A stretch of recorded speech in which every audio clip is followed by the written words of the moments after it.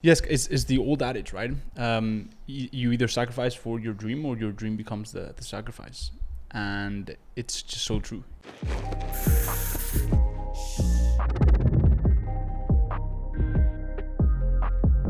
All right, guys, we're back for a brand new pod of the art of e-commerce, a brand new episode.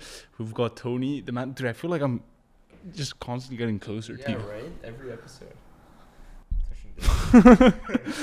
But today we're talking about sacrifices and how it is very, very closely connected to getting results in life, and some of the sacrifices you're probably going to have to make if you decide to go on this entrepreneurial incredible journey. Some of the sacrifices maybe you shouldn't make, and how to think of it. I feel like there's a lot of people that are questioning, am I sacrificing a lot, right? Is the sacrifice that I'm going through even worth it, right? That's a very, very common struggle at the start. We're here to tell you that that's completely normal, but we're also here to dig in and shine a bit of light on the topic.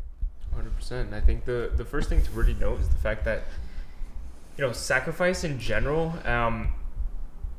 you're gonna have to pick your battles, right? And you're gonna have to pick your demons and your sacrifices, right? Mm-hmm. There's no such thing as living a life without sacrifice, a life of pure pleasure and a life of no work and just having to coast through things. So it really is, which battle do you choose to fight, right?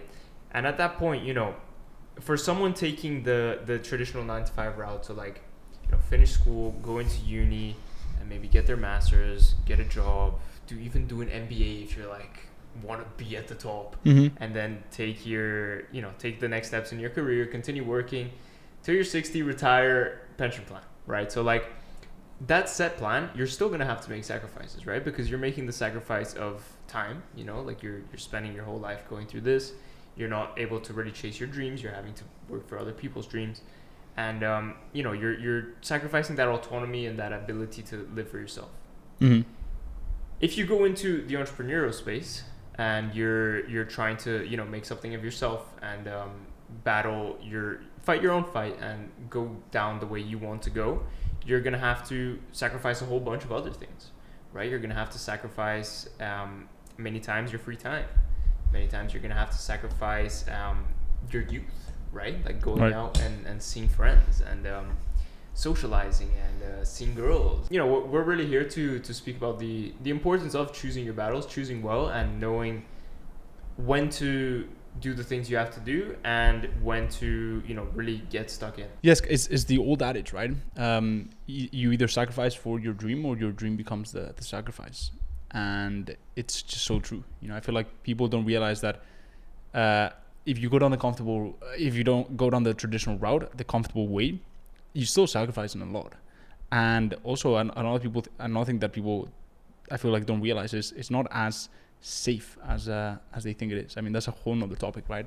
But when you take full control of your destiny, sure, at first you might have uncertainty and you might have to sacrifice a lot, and those sacrifices may be uncertain and it may cause a bit of distress, but at the end of the day, it gives you much more peace of mind because you're in full control of the way you spend your day, the way you what activities you engage in, and really your time here on Earth. And that trade-off, that uncertainty, again, we could go really deep, but just to make a note that we're no longer in the 1950s. It's no longer the case of if you go into uni, you're getting out and getting a job and you only have to work one job and for the rest of your career. The world doesn't work like that anymore. Mm-hmm. We're in a world where there's a lot more supply than demand for these good jobs that everyone wants to have. And, there's going to be a struggle regardless of what you do and where you go. So it's really making that decision and being clear on what it is that you want to be chasing and what you want to be doing. It's kind of crazy, man, because one of the things I've come to realize is entrepreneurship is not that competitive, right? One of the things that is pushed down our throat a lot in the traditional education system is this, competition element, right? There's, and in reality, it's true, right? There's, millions of people, hundreds of thousands of people competing for the exact same jobs, right? Whether it's investment banking, being a doctor, being a lawyer, whatever it is, right? There's, hundreds of thousands of people competing for the exact same jobs. Everyone going down the exact same path, right? And it's funny because a lot of people, they go into e-commerce or they go into e-commerce agency and the agency space, and they're like, oh, it's very saturated. No, like especially, and even without comparison, it's not saturated at all, right? And we'll talk about this saturation myth and all that stuff in later episodes, but it's a path that very few people take. And so when you take that path, you realize that like you're actually in a complete different playing field, right? And because there's such few people that decide to open their eyes and realize like, shit, the traditional path is not as comfortable, as safe, or even as fulfilling as they have made it out to be, right? You actually look around and you're like, oh shit, I'm pretty alone in this space, and it's actually easier than I thought, right? It's not easy, but it's more simple than I thought. It's definitely not as competitive or as cutthroat as like going down the traditional route, and I find that pretty funny, right?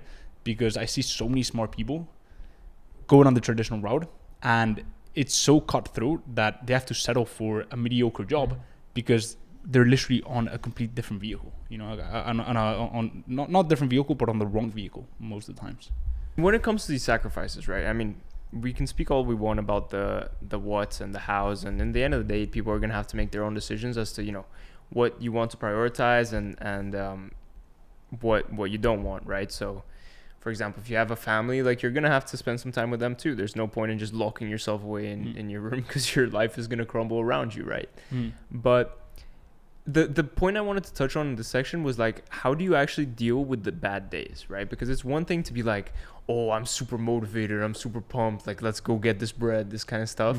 And then the next day you wake up like, I don't know, half an hour later, something already goes wrong in the morning, and then like the day just quite isn't it at 8 a.m.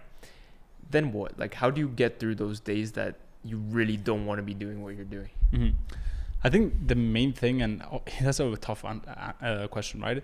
But I think the main thing, and we're talking about this the other day, right? The fact that you have to first work internally for that experience to happen very, very few times, right? And what I mean by that is you need to basically detach as much from the outcome or the vision as possible, especially in the early stages of the journey. I think there's value in affirmations. I think there's value in visualizations. I've done it plenty of times. I push my mentees to do it. I think it's an incredible exercise, right? But at the same time, it's kind of like this dichotomy where you want to do it, right? But you at the same time, you want to be detached from all that stuff, right? You want to keep that at the front of your mind, but then also when you're working on it, like the very, very back of your mind.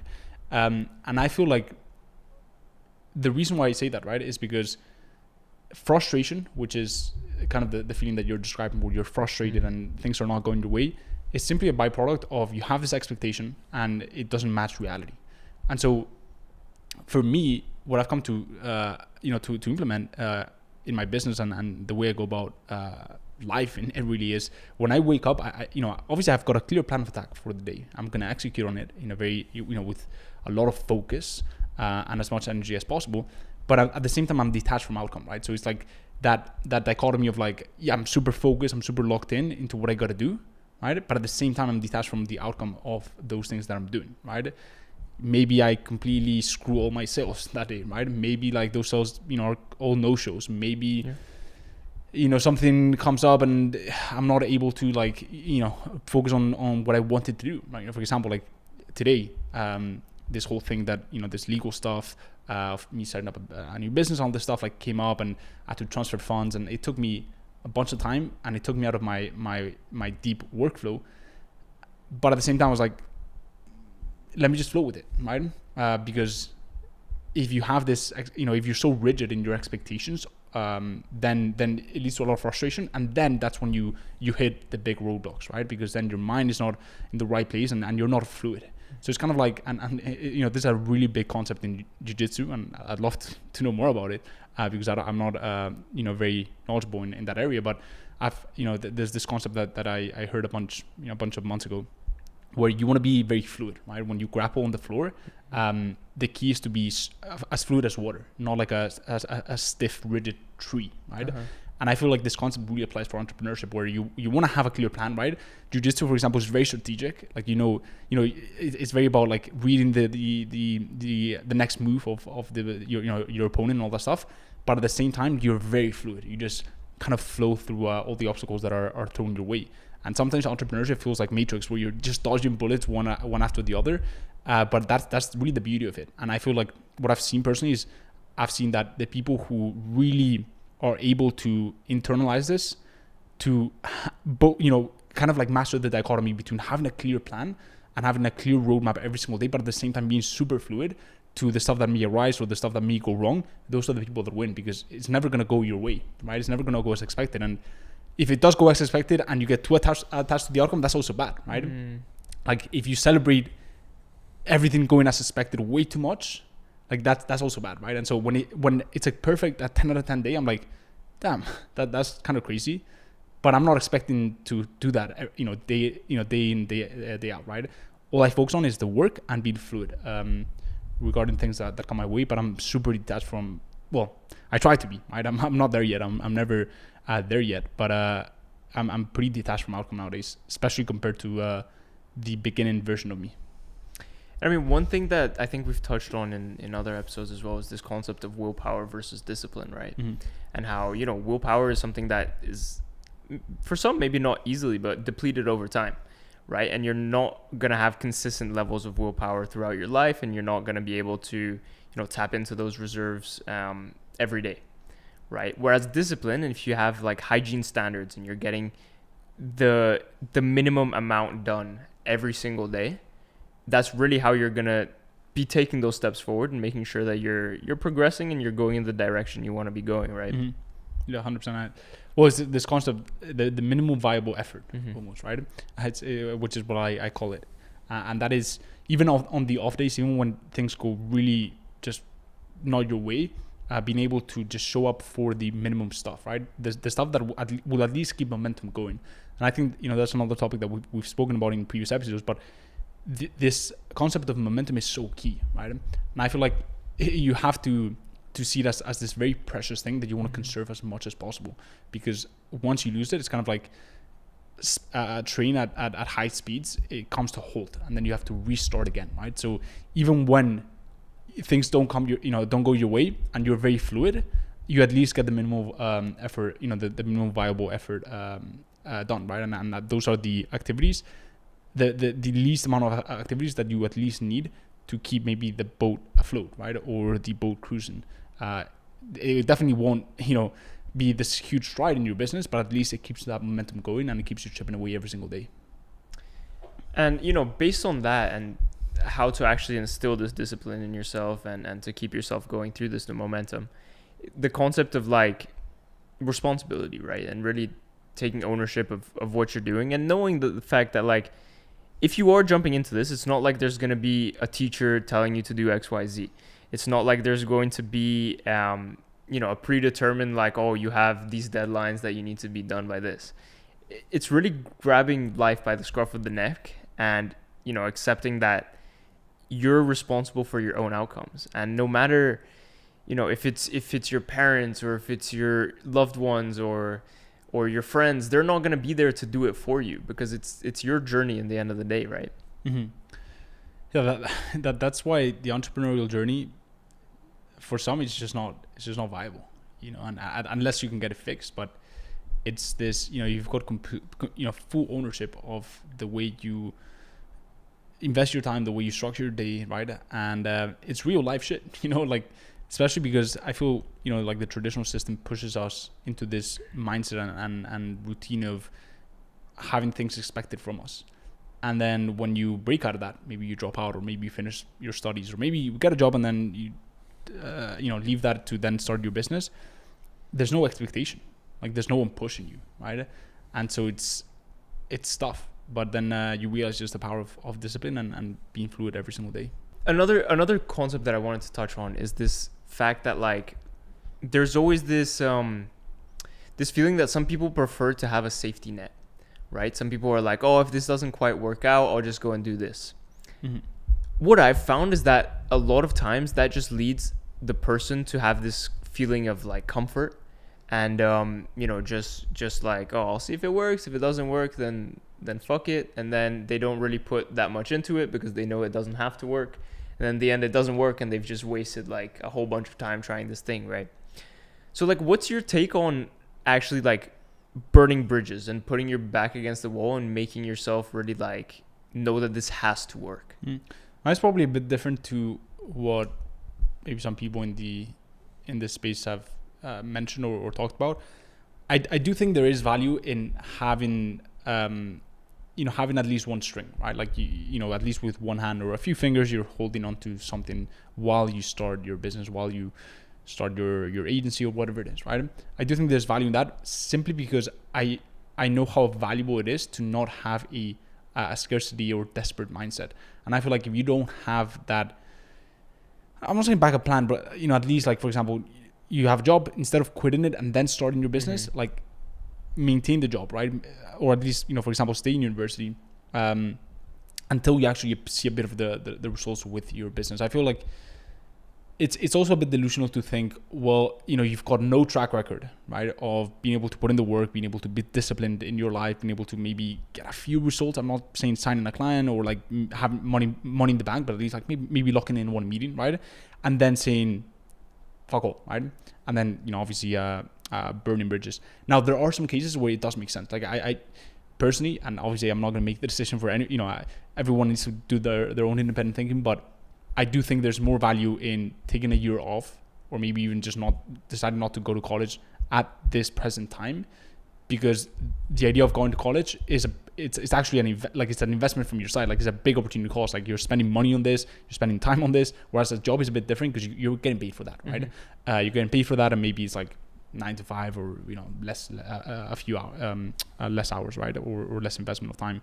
So if it's not college, I do think it is valuable to maybe grab it with like a few fingers until then you see results with your business, and when once it gets to a point where your business is generating more than your job, or just equal amounts, or just maybe a tiny bit, and it just makes sense to double down on your business to take it to a whole new level, then only then deciding to focus on the business. But I do believe there's effort, there's value in burning bridges, but I also believe that there's a lot of different ways that you can put your back against the wall, right?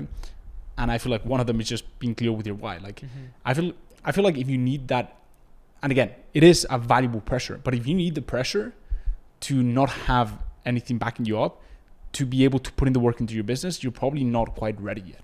Just being super honest. I do think it is like a really intense pressure, and I do think it can trigger people into action. But if you don't have, what happens when you get one client or two clients, right? What's going to be the motivation then, right? So like, understand that yes, it's cool to use external things to motivate you, but those things are only going to, those things are going to be, limited, right? And they're not going to have much longevity. So I feel like it is better to in those beginning stages to go inside and kind of understand what is your why are you doing this, and really let that fire under your ass, right? And inside, because once you have that fire burning, then you don't really need as much external pressure. That's an interesting take, because that fire burning, I remember, is one of like the conversations. I mean, we've had more than countless conversations, but one of the ones that stands out the most to me back in the day, maybe like 3 years ago at this point, that we had was this fire under your ass that you were describing to me, right? And you were just starting your business, and you were grinding hard while we were in uni. And I remember, like, sometimes we'd have friends over in the house, and you'd literally be in your room, right, working away, and everybody would be chilling, like, oh, where's Jaime? Oh, he's working. And eventually people just understand, and then they come to respect the hustle. But these little things, because easily you could have been like, oh, it's 10 p.m. let's just go speak to the homies for a bit, or let's just go chill, or let's just go take this night off, right? But it's like that why that you're talking about, and that fire under your ass really was what kept you going through those harder times.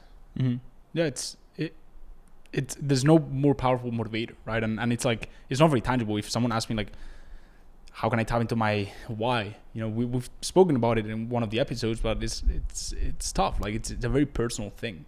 But I do believe that it's better than using these external motivations. Like going to I always laugh, and it does work for some people, right? But a lot of people go to like coffee shops, right, to have that external pressure of having to work, or like this, or going to the library, or this or that, right? And look, if it works, do it for you, right? But like if it works for you, do it. But my point is, there's probably an underlying thing there. Like if you're needing this external motivation constantly, then you gotta really ask yourself the tough questions instead of adding stuff, right? Instead of like instead of treating the problem, right? Like diagnose the problem and then get rid of it, right? And I feel like you're gonna find a complete different type of fuel. The last point I really wanted to touch on was this I guess you could say it's a mindset, but just this kind of attitude that I've seen, particularly from a lot of people in my life. And it's like, like I've had this great education, like I have the family to back me up, like I'm this like woke person, and I know I'll be rich and it'll get there eventually, and I don't know how or why, but like I'll get there. And they're just kind of chilling, like not really doing much, but just having this like a term that we like to use, delusion of grandeur, right? And I mean, I'm no stranger to that thing myself, especially before this last year or so. But what's your take on like this concept of like manifest destiny kind of thing? Like, oh, this is gonna come to me no matter what. I mean, without putting in the work, that's just delusion of grandeur, and it just look. I feel like the universe has a way to humble people, and I feel like we've all had a degree of that, like I'm just I'm cut off for a different thing, right? But then you have a realization that, oh shit, like I should probably start backing it up with action.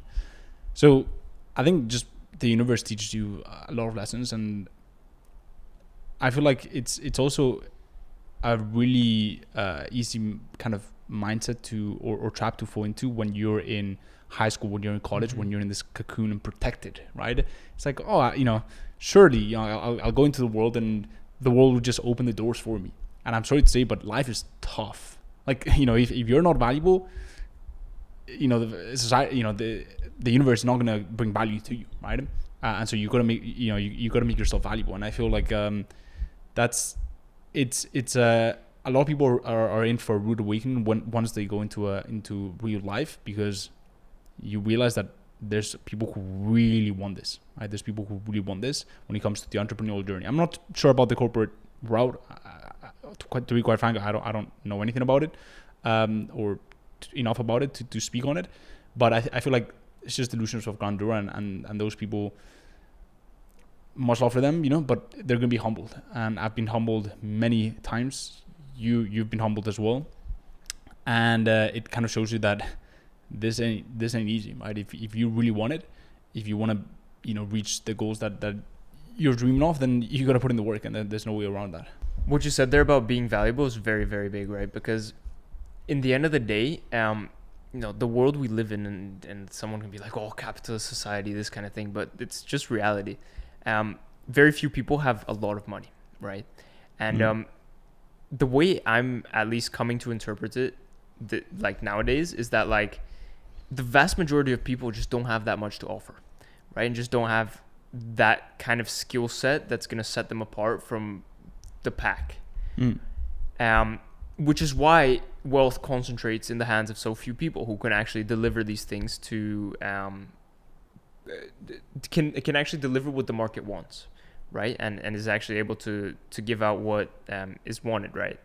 So it's about really knowing that you need to make yourself valuable. You need to be able to develop these skills, and that's just not something anyone's born with. That's something you're going to have to cultivate and master over your life and over time. And to be able to tie that back to the original topic of this conversation, the whole sacrifices ordeal, is there's no other way to gain mastery but to sacrifice time you could be spent on other things. Yeah, and I feel like for people to take away something from this podcast is the fact that sacrifice has this really negative connotation, and call it sacrifice, call it whatever you want, like it's just a trait of it's just a trait, right? It's basically saying, look, I'm going to spend less time doing this and more time doing this, right? More time honing my skills, less time destroying my body, right? Or being a degenerate, right?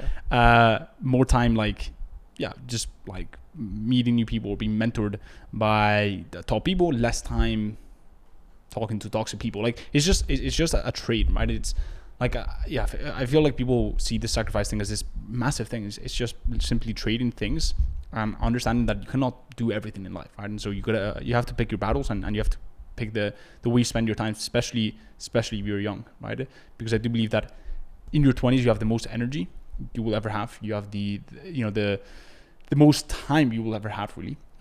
You also have the most possibilities to try new things, because if you mess up, you can still get back up and try again, right?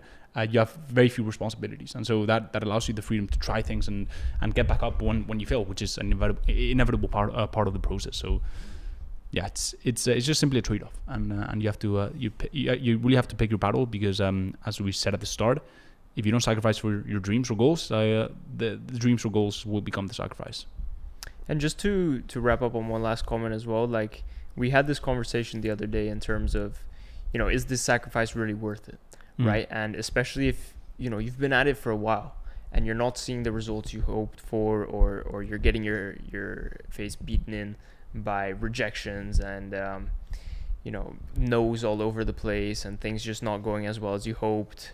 And just knowing that, like having this image of the bigger picture in your head, right? And knowing that you're chipping away at this place that you're trying to get to, right? And knowing that not every day is going to be great. Not every win is going to be followed by another win and another one on top of that.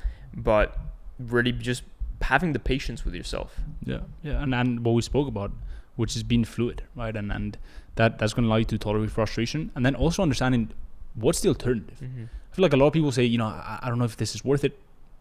Okay, go, sacrifice this and invest your time into going down the corporate route. Is that worth it? So it's also being like aware of what is the alternative. I'm not saying pick the less shitty option, right? That's not what I'm saying. I'm saying understand that you literally, if you go down the entrepreneurial route, you get to work every day. Like you get to do things that you generally are pretty passionate about, right? You get to build yourself and see massive progress, right? Every single day. And so when you put into perspective the fact that at least you're going for it, the worst thing, and it sounds cliche, but the worst thing is, in 10, 20, 30, 40 years, right? Looking back and saying, well, I didn't even give it a shot, right? That for me is like the most painful thing, right? So that sacrifice compared to the regret you could feel by not even giving it a shot, it seems to be worth it to me. So 100%. I think that's a good way to wrap. Yeah, guys, if you're watching on YouTube, go ahead and smash the like button if you've enjoyed this, and go ahead and subscribe and hit the little bell icon so you never miss any of the upcoming episodes. If you're listening on Apple Podcasts, Spotify, or wherever you listen to podcasts, make sure to subscribe for more upcoming episodes. And with that being said, thank you, Tony. Thank you for listening in, and we'll see you in the next one. Peace.